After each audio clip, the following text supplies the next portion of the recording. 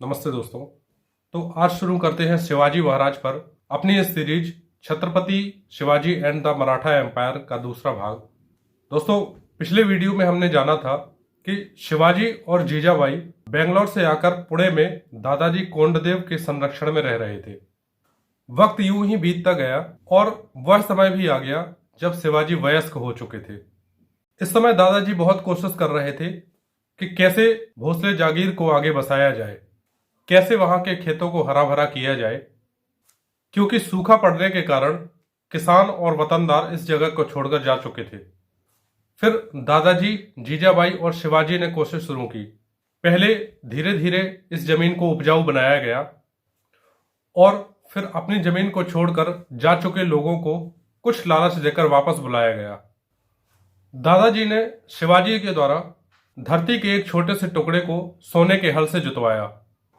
इससे लोगों के मन में विश्वास पैदा हुआ, क्योंकि छोटे जमींदारों और वतनदारों ने किसानों के मन में कई भ्रांतियां फैलाकर अंधविश्वास पैदा कर दिया था। धीरे धीरे पैदावार बढ़ने लगी और भोसले जागीर का सारा काम ठीक तरीके से चलने लगा, जिसके लिए सारा धन शाहजी ही भेज रहे थे, जिन्हें अब तक आदिल शाही सल्तनत में महाराजा की पदवी मिल चुकी थी। पिता का आदिल शाही सल्तनत में उच्च पद पर होने के कारण शिवाजी को भी सल्तनत में जगह पाना कोई कठिन काम नहीं था। लेकिन शिवाजी ने गुलामी की बजाय स्वतंत्रता चुनी, अपने लिए भी और अपने लोगों के लिए भी। धीरे धीरे हजारों की संख्या में किसान वापस आए और उन्होंने आगे चलकर शिवाजी के लिए जासूस का काम किया। भोसले जागीर में कमाई का जरिया फिर से खेती ही बन गया और दादाजी के कठिन परिश्रम से उत्पादन भी बहुत होने लगा। दादाजी किसानों की हर प्रकार से मदद करते। उन्होंने उत्पादन को एकत्रित रखने के लिए कई गोदामों का निर्माण भी करवाया और समय समय पर किसानों को कर्ज भी दिया। इस समय तक पुणे की तस्वीर काफी बदल चुकी थी। किसानों की आय में बढ़ोतरी होने के कारण राज्य की आय में भी बढ़ोतरी हुई। अब खेती के औजारों के साथ साथ तलवारें, भाले और अन्य हथियार भी बनना शुरू हो गए। आसपास की जागीर के वतनदार, किसान और अन्य लोग भी दादाजी और शिवाजी के पास आकर उनसे सलाह मशवरा करने लगे। किसानों को खाली समय में तलवारबाजी की ट्रेनिंग भी दी जाती थी, ताकि वे डाकुओं और लुटेरों से अपनी सहायता स्वयं कर सके। दूसरी तरफ शिवाजी भी खेती के काम में सहयोग देने लगे और खाली समय में एक सैनिक के रूप में लोगों की सहायता भी करने लगे। इससे शिवाजी के प्रति लोगों का विश्वास और बढ़ता गया और उन्हें धीरे धीरे बहुत से लोगों का साथ भी मिलने लगा, जिनमें तानाजी और सूर्याजी दो ऐसे व्यक्ति थे जिन्होंने आगे चलकर शिवाजी का बहुत साथ दिया। एक बार शिवाजी को एक कलाकार मिला जो हर किसी की नकल उतार सकता था। शिवाजी ने उसे अपना जासूस बना लिया। देखते ही देखते शिवाजी के जासूसों की संख्या 3000 तक पहुंच गई। इन जासूसों ने अपनी एक बोली भी विकसित करी, जिनमें पक्षियों और कई जानवरों की आवाजें शामिल थी। इसके अलावा वे तलवारबाजी, घुड़सवारी और अन्य कलाओं में भी पारंगत थे। शिवाजी ने अपने इस जासूसों के जाल को बहुत महत्व दिया, जिसके कारण उनके पास हर प्रकार की गुप्त सूचनाएं होती थी। किसानों के साथ शिवाजी की पूरी सहानुभूति होती थी, क्योंकि उन्होंने बचपन से ही दादाजी के साथ काम करते हुए देखा था कि कैसे वतनदार किसानों का शोषण करते हैं। और एक बार जब एक पाटिल ने एक महिला के साथ बदसलूकी की, तो शिवाजी ने भरे दरबार में उसके हाथ पैर काटने के आदेश दिए।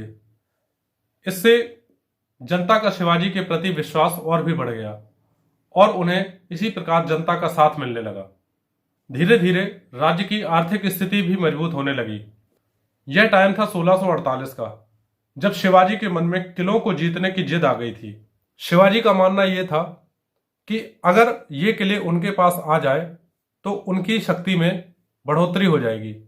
इसलिए एक दिन शिव जी के मंदिर में अपना अंगूठा काटकर किलों को जीतने और स्वराज को स्थापित करने की शपथ ली। दोस्तों, यहां से शुरुआत होती है शिवाजी के किलों को जीतने की कहानी, जिसमें सबसे पहले नाम आता है मुरुम्बदेव के किले का। उन्होंने इस किले को जीतकर इसका रिकंस्ट्रक्शन करवाया और उसे राजगढ़ का नाम दिया। फिर शिवाजी ने तोरण के किले को भी अपने अधिकार में ले लिया। लेकिन जब आदिल शाही को इस बात का पता चला तो उन्होंने शाहजी से इस बात का जवाब मांगा। शाहजी उस समय आदिल शाही सल्तनत में ही काम कर रहे थे। शाहजी ने दादाजी और शिवाजी को इस किले में आदिल शाही के घोड़ों के रखरखाव का सुझाव दिया ताकि आदिल शाही का गुस्सा शांत हो सके। लेकिन शिवाजी ने कम पैसों का बहाना लगाकर शाहजी की इस बात को ठुकरा दिया, क्योंकि उनके सपने कुछ और थे जिसमें गुलामी तो बिल्कुल नहीं थी। आगे चलकर जावाली के किले के एक मामले में शिवाजी के हस्तक्षेप के कारण आदिल शाही का गुस्सा फूट पड़ा और उन्होंने शिवाजी के पिता शाहजी, जो उस समय आदिल शाही में ही काम कर रहे थे, उनको बंदी बना लिया। और साथ ही साथ आदिल शाह ने फतेह खान और मूसा खान को शिवाजी को सबक सिखाने के लिए भेजा। जब फतेह खान को पता चला कि शिवाजी ने पुरंदर के किले और शिरवल के किले को अपने अधिकार में ले लिया है, तो वह आग बबूला हो उठा। लेकिन उसने पुरंदर के किले पर चढ़ाई शुरू कर दी। पुरंदर का किला ऊंचाई में अधिक होने के कारण उसके घोड़े इतनी ऊंचाई तक नहीं चढ़ सके और पैदल सैनिकों को शिवाजी के सेनापति कावजी ने चट्टानों के बीच से निकलकर मार दिया और इस प्रकार फतेह खान की हार हो गई। लेकिन शाहजी अभी भी आदिल शाही के कब्जे में थे।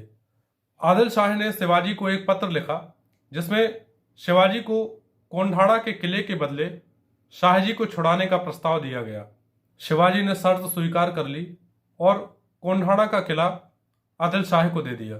आने वाले समय में दादाजी की मौत के बाद भोसले जागीर का सारा भार शिवाजी के कंधों पर आ गया।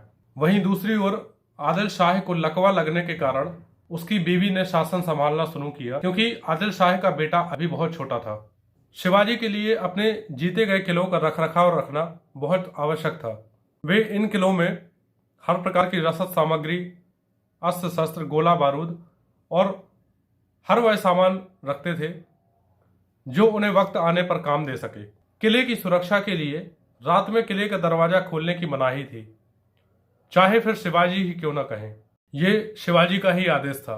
1664 में शिवाजी को जानकारी लगी कि उनके बड़े भाई संभाजी को कनकगिरी मतलब आज के कर्नाटक में मार दिया गया है और ये काम आदिल शाही सल्तनत के अफजल खान का था, जो शिवाजी को भी मारना चाहता था क्योंकि वो पुरंदर के किले की हार का बदला लेना चाहता था।